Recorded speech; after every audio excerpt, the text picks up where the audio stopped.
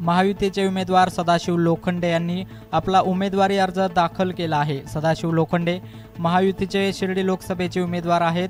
राहत्यात आज मोठे शक्ती प्रदर्शन करून मुख्यमंत्री एकनाथ शिंदे, उपमुख्यमंत्री देवेंद्र फडणवीस, पालकमंत्री राधाकृष्ण विखे पाटील यांच्या उपस्थितीत सदाशिव लोखंडेंचा उमेदवारी अर्ज दाखल करण्यात आला। महाविकास आघाडीचे उमेदवार भाऊसाहेब वाकचौरे यांनीही 19 एप्रिलला आपला उमेदवारी अर्ज दाखल केला आहे।